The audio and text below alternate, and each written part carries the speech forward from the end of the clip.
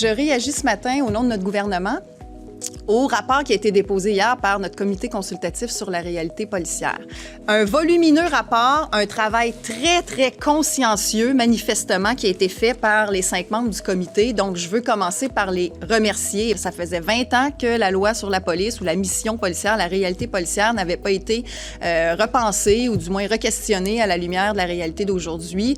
Il y a des choses là-dedans qui sont possibles de faire à très court terme et il y a des choses d'ailleurs sur lesquelles on est déjà engagé en termes d'action comme gouvernement depuis 2 ans et demi. Il y a en quelque sorte 6 grands thèmes là, dans le rapport et dans les recommandations. Et le premier, c'est la police de concertation, police de proximité. Donc, cette volonté d'avoir un modèle policier axé sur le multidisciplinaire, axé sur le travail d'équipe avec des ressources qui ne sont pas forcément des agents de la paix. Il y a aussi un autre élément, c'est le partage d'informations. Et en l'occurrence, on parle entre les forces de l'ordre et, par exemple, des intervenants communautaires, des intervenants du milieu de la santé. Le partage d'informations à des moments critiques entre des intervenants clés autour d'une victime, autour d'un contrevenant.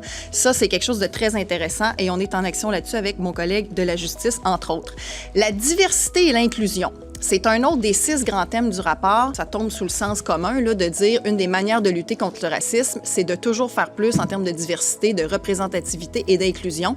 Et les forces policières ne font pas exception. Bientôt, sous peu, là, au mois de juin, on lancera une campagne d'ailleurs de promotion auprès des jeunes des communautés autochtones pour les inciter à devenir agents de la paix. Un autre avant-dernier petit point, les caméras corporelles. On a lancé des projets pilotes avec la Sûreté du Québec sur les caméras corporelles. Il y avait eu un essai à Montréal, il y a des enjeux qui ont été relevés. Donc là, on refait des projets pilotes avec la Sûreté du Québec. Le premier à Rimouski a démarré le 26 avril. Il y aura ensuite un à Val-d'Or, un à Beauharnois, Salaberry et un à Drummondville. Dernière chose, le soutien psychologique à nos policiers.